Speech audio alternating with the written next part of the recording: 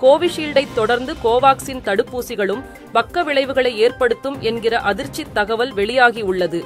உலகளவில் கோடிக்கணக்கானோரின் உயிரை காவு கொண்ட கொரோனா பெருந்தொற்றுக்கு பல்வேறு தடுப்பூசிகள் கண்டுபிடிக்கப்பட்டு பயன்பாட்டிற்கு கொண்டுவரப்பட்டன. இவற்றை எடுத்துக்கொண்டவர்களுக்கு பக்க விளைவுகள் ஏற்படுவதாக பல்வேறு நாடுகளிலிருந்தும் தகவல்கள் வெளியாகின. பக்க விளைவுகள் ஏராளமான உயிரிழப்புகளும் ஏற்பட்டதாக செய்திகள் வந்தன.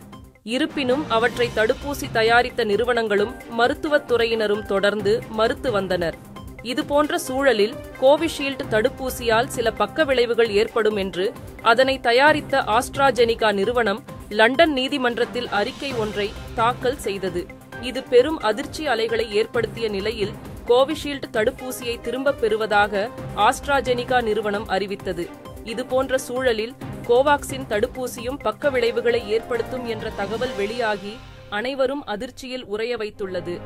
கோவாக்சின் தடுப்பூசி எடுத்துக் கொண்டவர்களுக்கு ஓராண்டுக்கு பின்னர் உடல்நல பாதிப்புகள் ஏற்படுவதாக தகவல்கள் வெளியாகி வருகின்றன.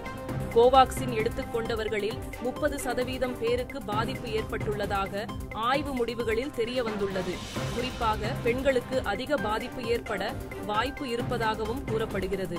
இது தொடர்பாக பனாரஸ் பல்கலைக்கழகத்தில் நடத்தப்பட்ட ஆய்வில் கோவாக்சின் தடுப்பூசி எடுத்துக் கொண்டவர்களில் சிலருக்கு பாதிப்பு ஏற்படுவது கண்டறியப்பட்டிருப்பது தெரியவந்துள்ளது.